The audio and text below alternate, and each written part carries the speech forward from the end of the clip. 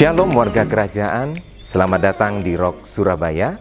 Puji Tuhan, hari ini Minggu keempat Mei 2021, kita masih bisa beribadah bersama semuanya karena penyertaan dan pemeliharaan Tuhan atas setiap kita. Bagi Anda yang baru pertama kali bergabung beribadah bersama kami ucapkan welcome to Rock Family. Firman Tuhan di dalam Kisah Para Rasul 1 ayat 8 di sana dikatakan, tetapi kamu akan menerima kuasa, yaitu keberanian dan kemampuan untuk menyatakan pribadi Kristus kepada sekitar kita, kalau Roh Kudus turun ke atas kita. Bersyukur bahwa Allah berkenan dengan segala kebesaran dan kekuasaannya, Allah berkenan memberikan rohnya kepada kita, sehingga melalui apapun yang kita alami hari-hari ini, kita punya kesempatan untuk menyatakan pribadi Kristus. Bahkan kita juga mengalami pribadi Kristus dalam kehidupan kita. Ibadah hari ini akan disertai dengan perjamuan kudus. Bapak Ibu Saudara bisa mempersiapkan roti dan anggur perjamuan untuk bisa mengikuti perjamuan kudus dalam ibadah hari ini. Firman Tuhan hari ini akan dilayani oleh Gembala Rock Makassar dan Gembala Rock International Ministry Melbourne, yaitu Pastor Jonathan Patiasina. Sebelum kita beribadah, ada beberapa hal yang perlu kita perhatikan untuk minggu ini. Yang pertama, telah dibuka pendaftaran Rock Journey Believer Class Angkatan 11. Untuk pendaftaran dan informasi, Bapak Ibu bisa menghubungi Bapak Pendeta Muda Daniel Handi. Kelas akan dimulai 8 Juni setiap hari Selasa jam 7 malam via online. Yang kedua, jangan lewatkan Kingdom Insight kita podcast melalui YouTube Rock Surabaya. Minggu ini kita akan mulai membahas tentang akhir zaman. Jangan lewatkan setiap Selasa jam 7 malam. Bagi Anda yang rindu untuk menabur, memberikan persembahan untuk pekerjaan Tuhan di gereja ini, Bapak Ibu bisa memberikan dengan mentransfer langsung kepada rekening gereja atau melalui QR Code berikut ini. Sebelum kita mulai ibadah untuk hari ini, kita simak suara Gembala.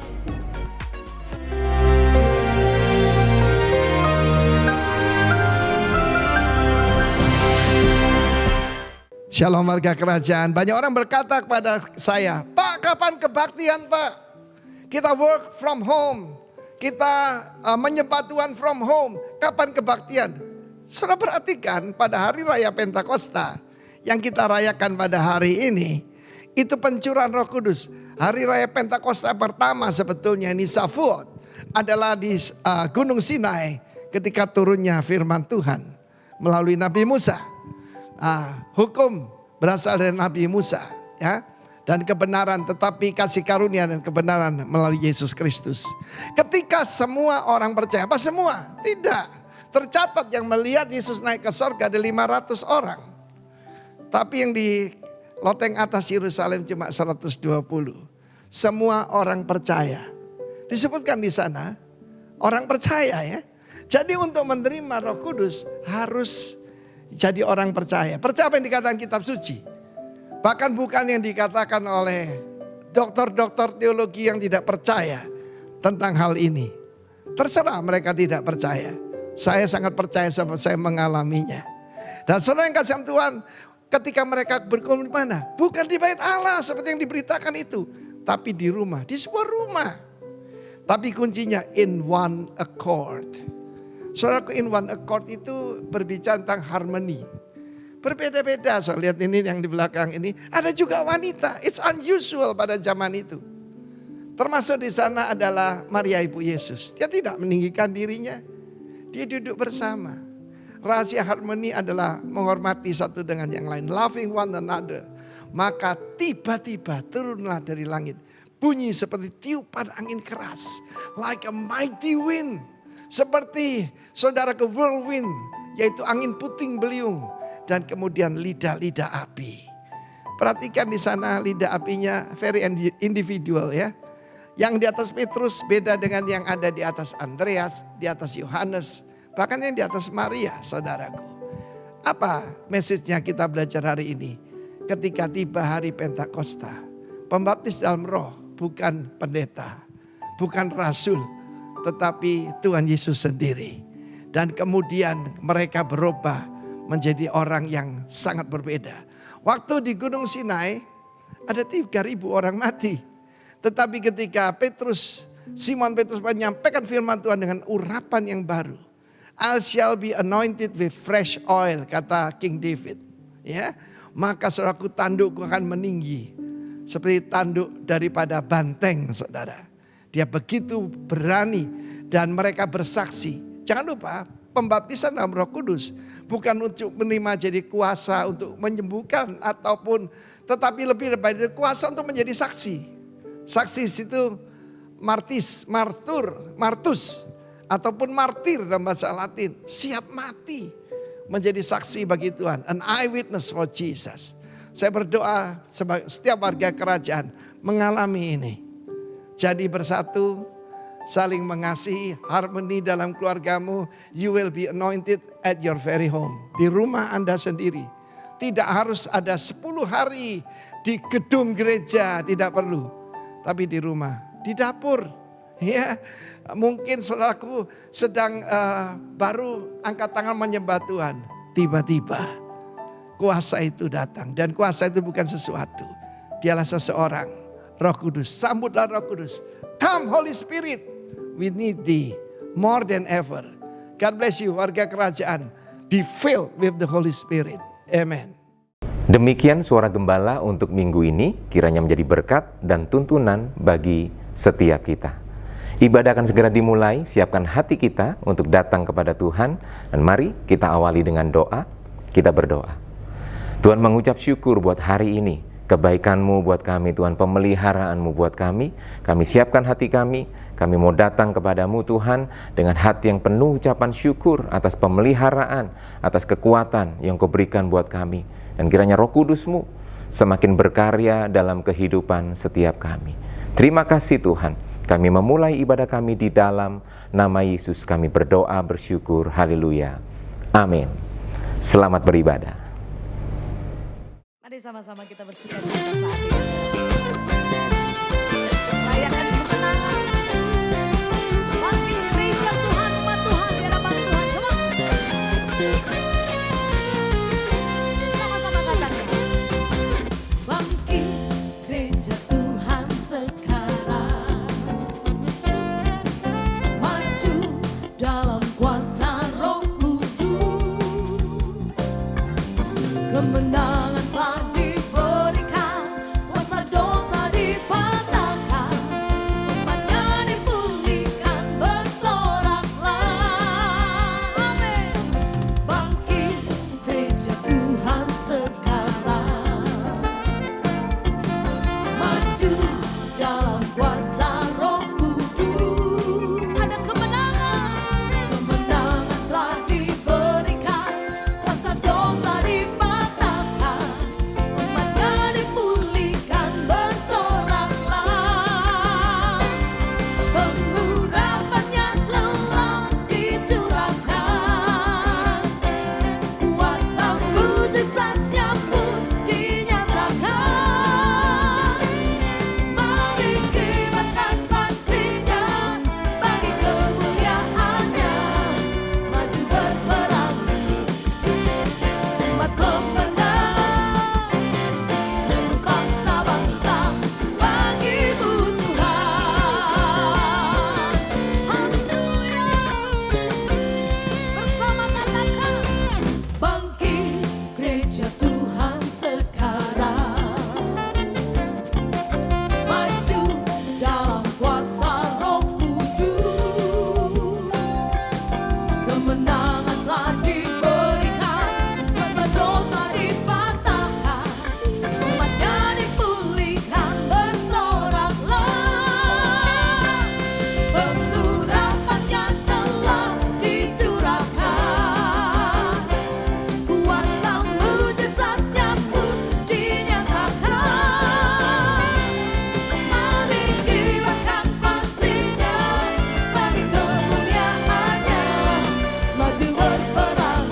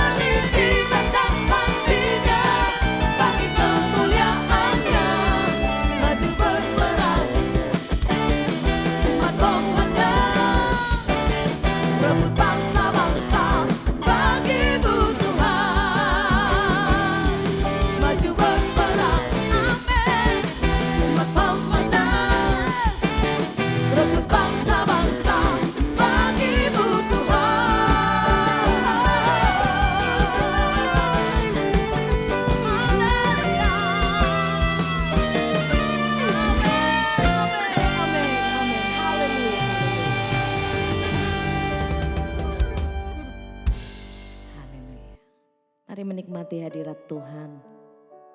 Saat ini kami buka hati kami di hadapan-Mu Tuhan. Urapi setiap kami Tuhan. Dan minyak yang baru memenuhi setiap umat-Mu dimanapun kami berada. Umat-Mu berada saat ini Bapa. Apapun yang dihadapi kami percaya Tuhan ketika kami menikmati hadirat-Mu. Ada kekuatan yang baru yang kami terima. Mari Roh Kudus urapi kami. Terima kasih. Terima kasih Tuhan. Terima kasih kami buka hati kami di hadapan Tuhan. Ya Roh Kudus berhembus sekarang. Berhembuslah di tempat ini, mengalirkan Roh-Mu, membawa kuasa-Mu. Ya Roh Kudus hadir di sini. Berkata dengan sungguh, ya Roh Kudus berhembus sekarang. Penuhi kami Tuhan. Berhembuslah di tempat ini, mengalirkan Roh-Mu, membawa kuasa-Mu. Ya Roh Kudus hadir di sini. Mari naikkan pujianmu, katakan, ya Roh Kudus berhembus sekarang. Berhembuslah di tempat ini, mengalirkan Roh-Mu, membawa kuasa-Mu. Ya Roh Kudus hadir di sini. Oh ya Roh Kudus, ya Roh Kudus berhembus sekarang. Oh mengalir, berhembuslah di tempat ini. Amin, amin Tuhan. Mengalirkan Roh-Mu, membawa kuasa-Mu. Ya Roh Kudus hadir di sini. Mari terima dengan sungguh. Ya Roh Kudus berhembus sekarang. Kami terima dengan iman Tuhan. Berhembuslah di tempat ini. Oh, mengalirkan Roh-Mu, membawa kuasa-Mu. Ya Roh Kudus hadir di sini. Oh ya Roh Kudus, ya Roh Kudus, ya Roh Kudus berhembus sekarang. Amin. Berhembuslah di tempat ini. Amin. Ya nama mengalirkan Roh-Mu, membawa kuasa-Mu. Ya Roh Kudus hadir di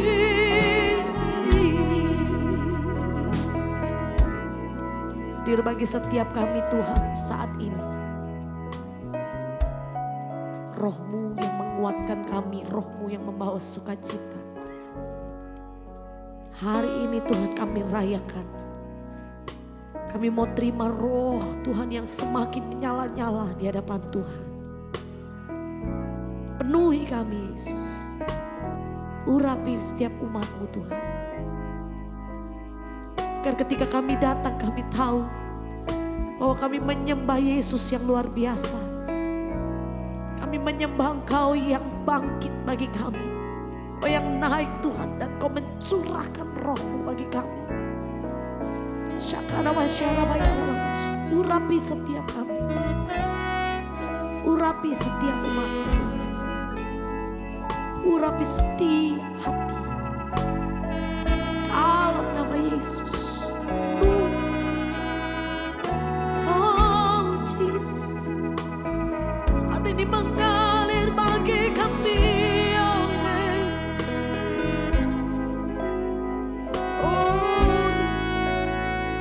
Glory. Mari angkat tinggi tangan di hadapan Tuhan. Urapi setiap umat-Mu Tuhan.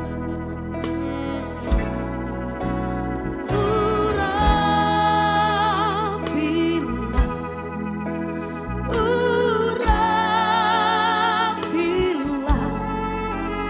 dengan kuasa-Mu ya Tuhan. Penuhilah kami.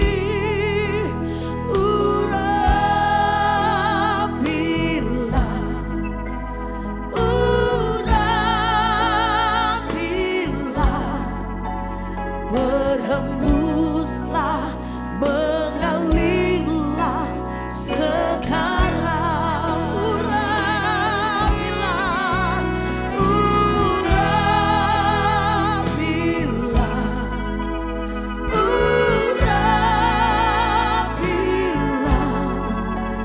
dengan kuasa-Mu ya Tuhan. Penuhilah kami.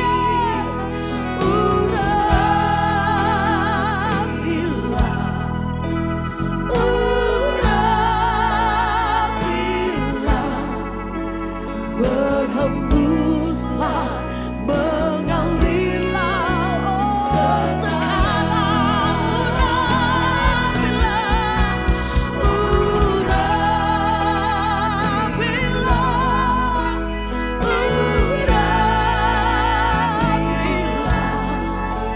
dengan kuasa-Mu ya Tuhan.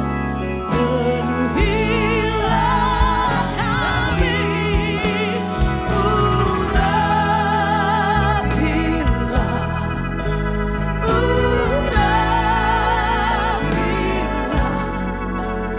Berhembuslah, mengalirlah sekarang. Berhembuslah, mengalirlah sekarang. Berhembuslah, mengalirlah sekarang.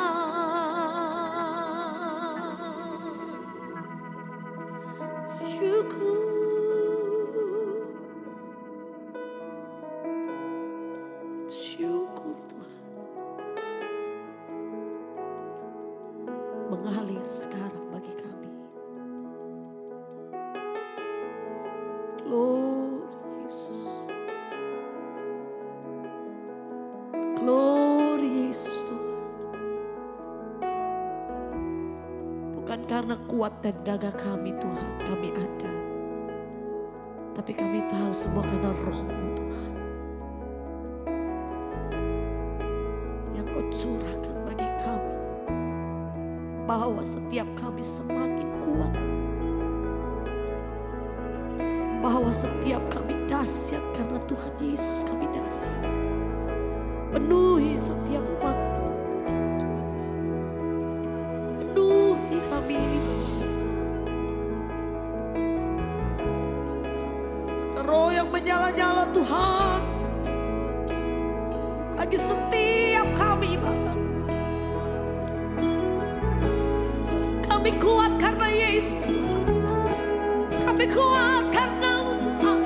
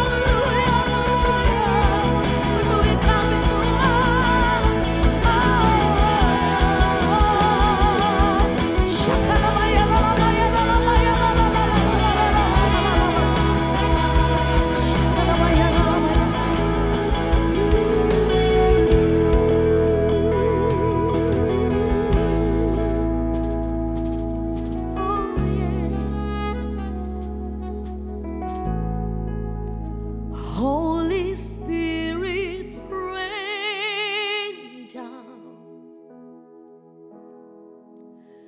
Holy Spirit rain down. Yes, Jesus. Rain down. Rain on us. Holy Spirit rain down. Holy Spirit rain down. Jesus. Rain down. Rain on us. Holy Spirit. Holy Spirit rain down. Holy Spirit rain down. Jesus, thank you. Rain down. Rain on us. Holy Spirit. Holy Spirit rain down. Holy Spirit rain down. It's Jesus, Jesus. Rain down. Rain on us. Holy Spirit rain down. Holy Spirit rain down. Holy Spirit. Holy Spirit rain down. Jesus. Rain down. Rain on us. Holy Spirit. Holy Spirit rain down. Holy Spirit rain down. Oh Jesus.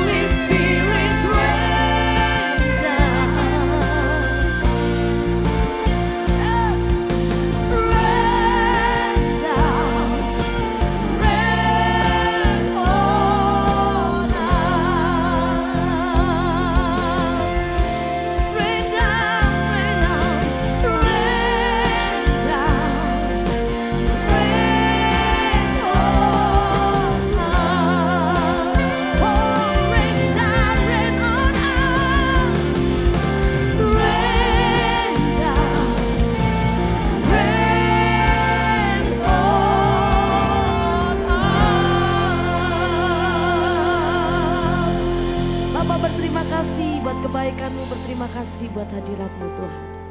Dalam nama Tuhan Yesus, kami yang sudah diberkati, sama-sama kita katakan, amin.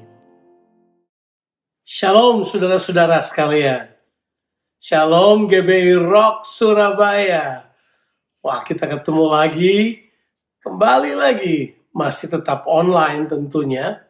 Sekalipun kita tetap bersemangat untuk melihat harapan-harapan baru yang Tuhan bawa pada kita di tahun 2021 ini.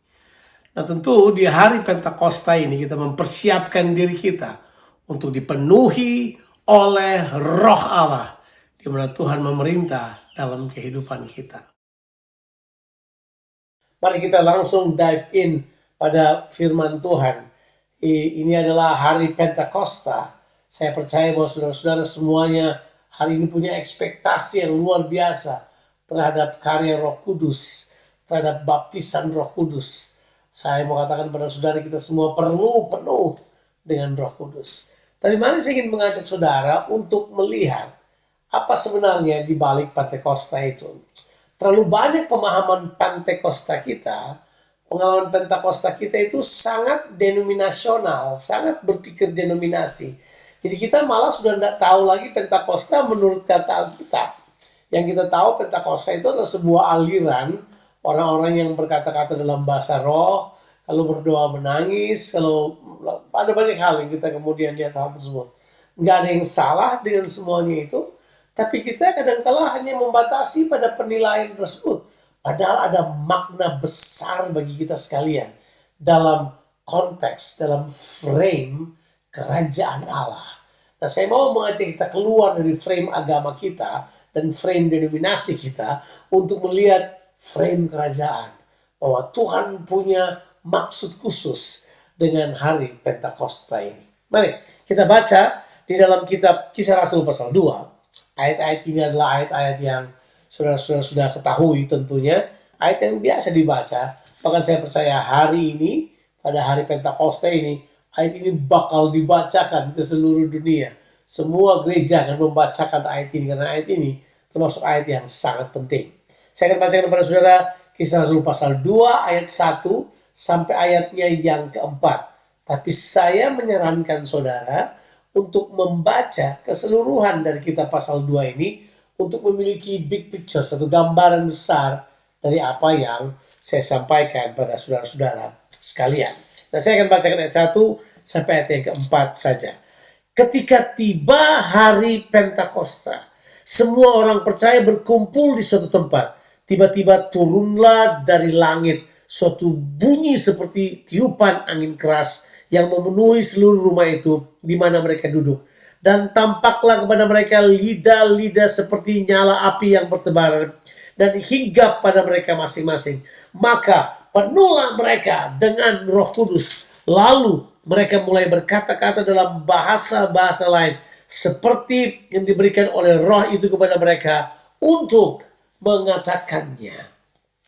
Konsentrasi pada kata ayatnya yang pertama, ketika tiba hari Pentakosta. Apa artinya Pentakosta? Pentakosta artinya hari yang ke-50. Mengapa ada konsep hari yang ke-50 ini? Nah, saya akan jelaskan pada saudara. Yang pertama, hari yang ke-50 itu adalah hari di mana orang mempersembahkan persembahan sulung. Ketika mereka masuk pada musim penuaian, orang kemudian membawa persembahan sulung. Jadi Pentakosta itu adalah merupakan hari penuaian. Makanya kita tentu dengar hampir semua aliran Pentakosta di seluruh dunia akan berpikir akan terjadi penuaian besar di akhir zaman. Saya aminkan hal tersebut. Saya mempercayai akan terjadi penuaian yang besar di akhir zaman. Tapi kita mesti melihat konteks yang lebih dalam daripada itu. Bahwa sebenarnya pada hari yang ke-50 ini disebabkan ada sebuah ide di baliknya yang kita perlu mengerti. Bukan cuma dia adalah hari di mana ini masa penuaian, ini adalah masa di mana orang kemudian mengumpulkan gandum mereka, kemudian memberikan persembahan sulung kepada Tuhan. Tapi sebenarnya di sini adalah sebuah kisah yang luar biasa sekali. Kalau saudara baca di dalam kitab Imamat pasalnya yang ke-23, saudara baca ayat 15 dan seterusnya. saudara kan punya gambaran yang jelas tentang ada yang disebut dengan dalam bahasa Inggrisnya the Feast of Weeks, Festival of Weeks. Di situ ada 7 minggu yang terjadi setelah apa yang disebut dengan Paskah pertama.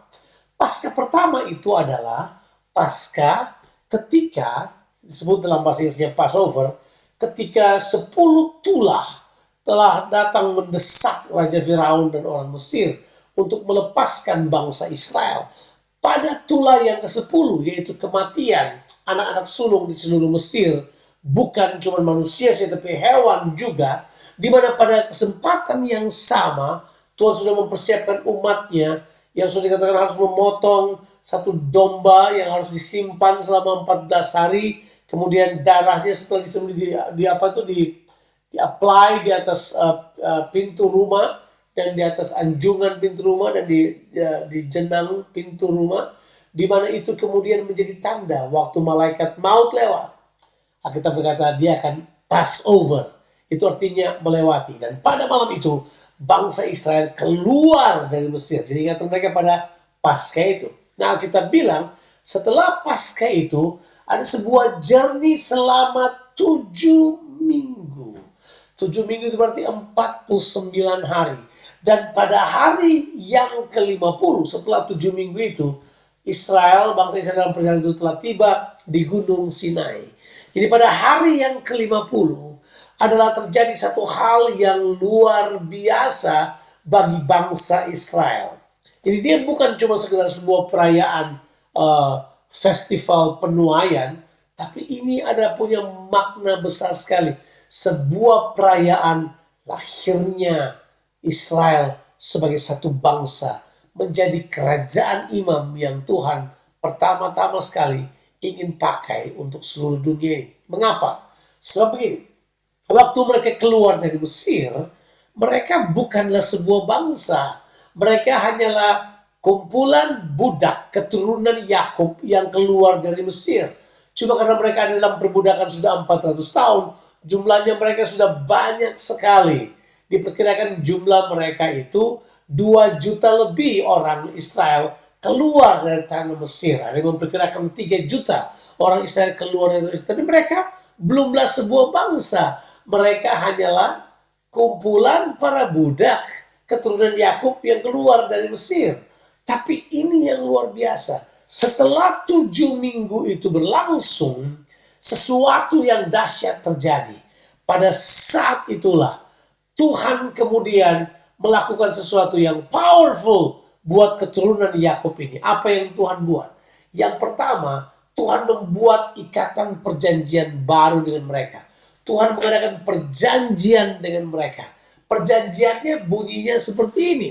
Bahwa kamu akan menjadi, kalau kamu mendengarkan perkataanku, kalau kamu mendengar perkataanku dan berpegang pada seluruh ketetapanku, kamu akan menjadi umat kesayanganku di antara segala bangsa. Berarti tujuan Tuhan bukan hanya bangsa Israel, tapi tujuan Tuhan adalah seluruh bumi, segala bangsa yang ada di bumi ini. Tapi Israel akan menjadi buah sulungnya. Dia akan menjadi apa yang disebut dengan harta kesayangan Tuhan. Dan kemudian pada hari itulah Israel berubah menjadi sebuah kerajaan, sebuah bangsa yang diperintah langsung oleh Tuhan. Nah, hari ke-50 itulah terjadi sebuah peristiwa yang powerful. Tuhan memberikan hukumnya kepada bangsa Israel lewat Musa di atas gunung itu. Waktu mereka menerima hukum itu, mereka berubah menjadi sebuah bangsa yang beradab. Mereka bukan budak lagi. Mereka adalah sebuah bangsa yang merdeka dan beradab. They are civilized. Mereka sekarang menjadi bangsa yang punya peradaban. Karena ada hukum yang diberikan pada mereka. Jadi pada hari yang ke-50 setelah Paskah itu. Makanya benar kan setelah kebangkitan Yesus, Paskah itu kematian dan kebangkitannya 49 hari, 50 hari kemudian barulah hari Pentakosta ada. Jadi saya mengatakan kepada saudara sebuah kebenaran yang khusus pada saudara hari ini, bahwa bangsa Israel menjadi sebuah bangsa yang diperintah langsung oleh Allah. Bangsa Israel adalah bangsa yang dipimpin oleh ibadah mereka kepada Tuhan. bangsa yang dipimpin oleh penyembahan mereka kepada Tuhan. Yang luar biasanya adalah hari Pentakosta ternyata the feast of 7 weeks. Hari berikutnya itu adalah hari Tuhan memberikan hukum Taurat kepada bangsa Israel. Tapi tentu kita tahu perjalanan mereka kemudian mengalami masalah. Karena mereka kemudian tidak menyukai pemerintahan Tuhan. Mereka mulai memilih raja-raja mereka. Mereka memberontak terhadap Tuhan. Mereka nggak suka diperintah oleh Tuhan. Tapi Tuhan tetap mencintai bangsa Israel. Sampai pada zaman nabi-nabi. 3 nabi besar kemudian bernubuat tentang sebuah perjanjian yang lain dari perjanjian Musa. Dikenal dalam kitab Yeremia, kata yang dipakai adalah perjanjian baru. Untuk pertama kali kata perjanjian baru muncul sebagai pengganti dari perjanjian pada perjanjian Musa yang kemudian telah menguasai cara berpikir, cara pendekatan dan cara pelayanan seluruh bangsa Israel. Nah, stop dulu sebentar sampai sini. Disinilah kemudian perjanjian baru dinubuatkan. Jadi perjanjian baru yang dimulai dari kitab Matius itu telah dinubuatkan kurang lebih 500 sampai 600 tahun sebelumnya oleh Nabi Yeremia. Nabi Yesaya juga mengatakannya. Nabi Yehezkel juga mengatakannya. Saudara baca kitab Yesaya 30 ayat 21 bahwa Tuhan mau menuntun umatnya dari dalam. Yehezkel 36 ayat 26, Yehezkel pasalnya ke-11 ayat 19. Berkata Tuhan memberikan kepada kita hati yang baru. Supaya kemudian hukum-hukumnya dia taruh dalam hati kita. Itu telah merupakan pandangan dari para nabi. Ya, coba kita lihat sekarang nubuatan Nabi Yeremia. Kalau ini kita perlu baca di dalam kitab Yeremia pasalnya yang ke-31. Saya akan bacakan ayat 31 sampai ayatnya yang ke-34. Kenapa saya harus cerita ini buat saudara? Supaya saudara punya mentalitas denominasi, tolong berubah. Pentakosta milik seluruh dunia. Pentakosta milik seluruh bangsa. Sebab ini adalah Tuhan memberikan hukumnya. Tapi sekarang di perjanjian baru agak berbeda. Coba kita baca di dalam kitab Yeremia 31.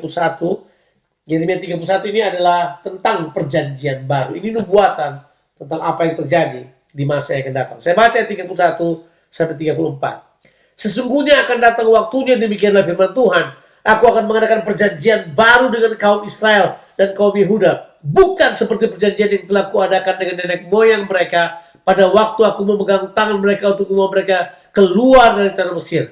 Jelas ini adalah perjanjian Musa yang terjadi, yang dia terima 7 minggu setelah keluar dari tanah Mesir.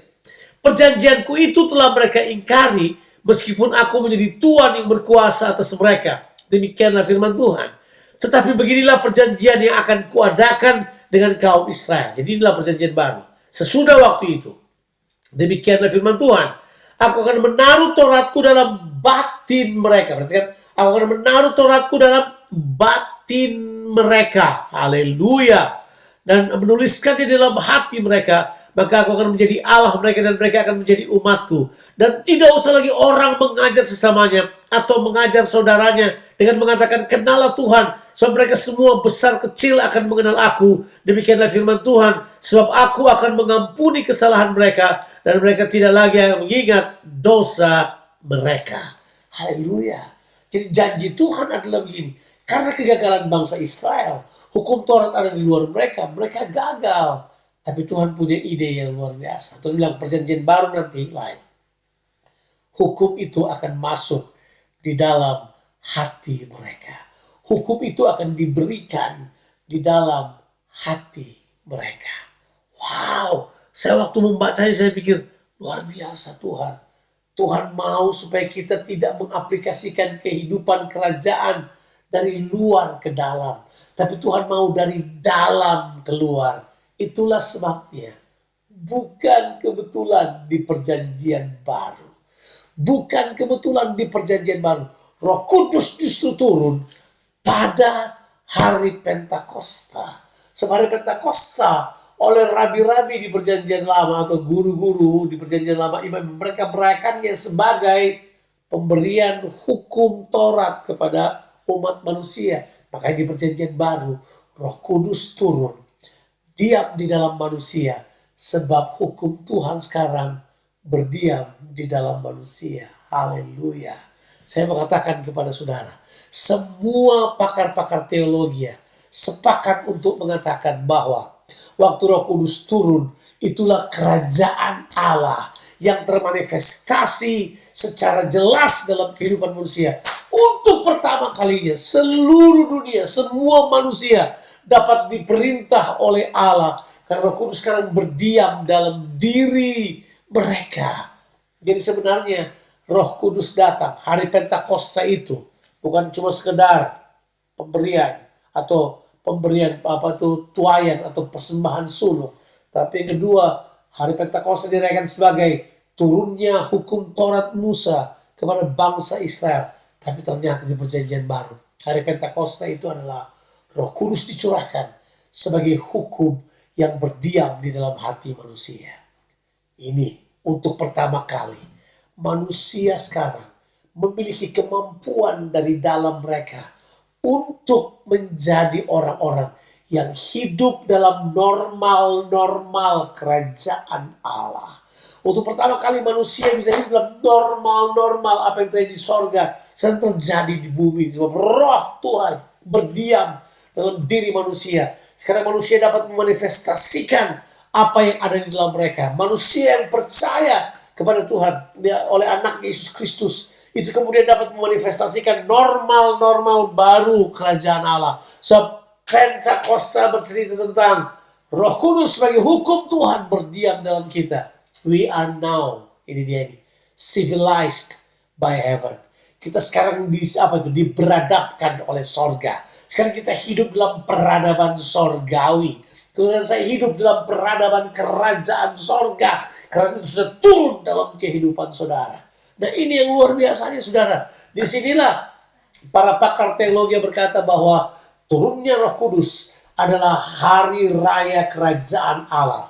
So this is the day of the kingdom. Inilah saat kerajaan Allah dinyatakan ke seluruh dunia. Saudara-saudara dalam frame kerajaan beda penglihatan kita. Bukan cuma sekedar bahasa roh yang penting. Saya harus jelaskan bahwa bahasa roh itu adalah apa? Tuhan datang untuk merindukan kendali dalam seluruh kehidupan kita. Alkitab berkata, Yakobus pasal yang ketiga, lidah kita adalah kendali seluruh kehidupan kita. Karena kita berkata barang siapa dapat mengendalikan lidahnya, dia adalah orang yang sempurna. Teleos itu adalah orang yang telah mencapai tingkat pertumbuhan yang dewasa. Berarti saya mempercayai ayatnya yang ketiga dari kitab Kisah Rasul pasal yang kedua yang berkata lalu mereka mulai berkata dalam bahasa-bahasa yang baru bagi mereka seperti yang diberikan oleh Roh Kudus. Berarti bahasa mereka bukan maunya mereka lagi. Lidah mereka diatur oleh Roh Kudus. Berarti kehidupan mereka sudah mulai dapat dikendalikan oleh Roh Kudus. Disitulah pemerintahan Allah yang sejati terjadi. Ketika kita kemudian diperintah oleh Roh Kudus. Sebab hukum Allah kemudian berlangsung dalam kehidupan kita. Hukum-hukum Tuhan menjadi sesuatu yang natural keluar dari kehidupan kita. Saudara-saudara, kalau kita merayakan hari Pentakosta. Hari Pentakosta adalah hari kita harusnya memanifestasikan kebudayaan kerajaan Allah. Kita memanifestasikan, saya bilang itu, heaven civilization. Kita memanifestasikan keberadaban sorga yang turun ke dunia ini. Apakah keberadaban itu? Alkitab tulis, setiap Roh Kudus turun dalam diri kita, ada kasih yang luar biasa. Roma pasal 5 ayatnya yang kelima. Dan pengharapan itu tidak mengecewakan. Karena kasih Tuhan telah dicurahkan di dalam hati kita oleh Roh Kudus. Saudara sekarang punya kekuatan dari dalam untuk mulai mengasihi. Hubungan yang dipulihkan. Peradaban sorga turun di situ. Bukan cuma sekedar berkata dalam bahasa roh sekali lagi. Dan kuasa-kuasa yang biasa. Tapi juga bukan cuma kasih, ada kuasa yang dahsyat. Kuasa yang turun. Dunamis. Kuasa yang meledak-ledak. Kuasa yang eksplosif. Itu seharusnya merupakan manifestasi dari dalam diri kita. Saudara, Saya mau katakan ini pada saudara, penuhlah dengan Roh Kudus. Penuhlah dengan Roh Kudus. Tapi yang paling penting adalah dalam konsep kerajaan, kita merayakan kehadiran Tuhan. Alkitab berkata begini, The Lord reigns, let the earth rejoice. Tuhan memerintah, kiranya bumi bersukacita. Pemerintahan Tuhan membawa sukacita yang luar biasa. Saudara-saudara, penuhlah dengan Roh Kudus. Dan hiduplah menyatakan peradaban kerajaan sorga. Bumikan, mari kita nyatakan di bumi ini apa yang sorga inginkan terjadi. Apa yang ada di sorga terlaksana di muka bumi ini. Dan Roh Kudus datang untuk memberi pertolongan, bantuan, dorongan, penghiburan, kekuatan buat kita menghidupinya. Selamat menghidupi hari kerajaan Allah yang luar biasa datang ke dunia ini. Tuhan memberkati saudara-saudara sekalian. Amin. Saudara-saudara yang sangat dikasihi Tuhan, kita bersyukur sampai hari ini Tuhan berfirman kepada kita dan Tuhan menyatakan akan kebenarannya untuk setiap kita dan bersyukur untuk hambanya yang dipercaya oleh Dia dan saudaraku memberitakan akan kebenarannya. Biarlah kiranya firman iman, firman kuasa, firman mujizat ajaib ini kita boleh terima dengan hati yang terbuka dan dengan hormat, dengan hati yang adalah tanah subur. Dan saya percaya firman ini boleh memberkati dan menyertai saudara di minggu yang baru ini. Dan sebentar kita akan masuk di dalam perjamuan kudus ini. Mari kita berdoa. Bapa, terima kasih sekali lagi kami mengingat akan apa yang Kau sudah lakukan bagi kami semua di atas kayu salib. Kami mau menerimanya dengan iman dan kami percaya ketika kami melakukannya. Kami menaruh Tuhan akan iman percaya kami di atas dasar yang tidak tergoyahkan. Di dalam nama Tuhan Yesus, angkat roti ini bersama-sama dengan saya.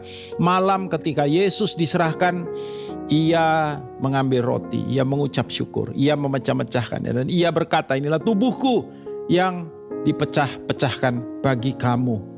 Saudara, karena itu bukankah roti yang telah dipecah-pecahkan ini adalah persekutuan kita dengan tubuh Kristus. Amin. Makan sama-sama dalam nama Yesus.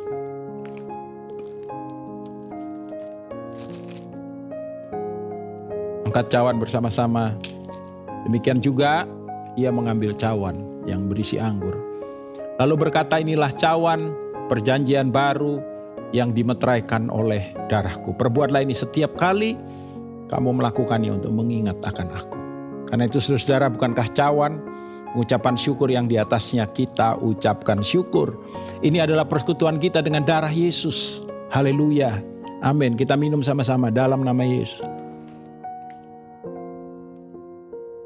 Terima kasih Tuhan Yesus untuk apa yang Kau sudah kerjakan di atas kayu salib. Angkat kedua tangan saudara, semua berkat terbaik dari Sang Raja boleh turun di dalam kehidupan saudara. Berkat yang membuat apa yang Kau kerjakan berhasil. Berkat yang menjaga dan melindungi akan kehidupanmu, bahkan setiap aspek kehidupanmu. Berkat yang membuat engkau signifikan dan berbuah-buah bagi Sang Raja. Dan biar di dalam dan lewat kehidupanmu namanya senantiasa dipermuliakan. Di dalam nama Tuhan Yesus, semua yang percaya diberkati. Katakan sama-sama, amin, amin, amin. Selamat hari Minggu, Tuhan memberkati saudara.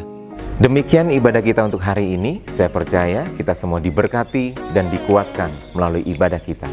Terima kasih sudah beribadah bersama kami di GBI Rock Surabaya. Kami mengingatkan untuk jemaat untuk selalu setia dalam berkomsel, sekalipun melalui online, tapi tetap semangat untuk membawa semua jemaat komsel berkomsel bersama-sama. Di dalam komsel kita bisa saling menguatkan, saling menasehati, saling mendoakan. Dan itu yang kita butuhkan untuk kita bisa menjalani masa pandemi, membawa kita lebih berkemenangan di dalam Tuhan. Bagi jemaat yang memerlukan bantuan doa atau informasi seputar komsel, dapat menghubungi hotline Rock Surabaya di 0821 4222 0220. Sekali lagi, hubungi hotline Rock Surabaya di 0821 4222 0220. Kami nantikan kebersamaan Anda minggu depan, karena minggu depan kita akan dilayani oleh Penatua Abba Love Ministry, Pastor Eddie Leo. Jangan lupa untuk bagikan link ibadah Rock Surabaya untuk boleh menjadi berkat bagi banyak orang, bagi saudara, bagi tetangga, bagi siapapun yang ada di sekitar kita. Kiranya semuanya diberkati. Dan jangan lupa untuk like, follow, and subscribe seluruh media sosial dari Rock Surabaya. Demikian ibadah kita hari ini. Tuhan memberkati.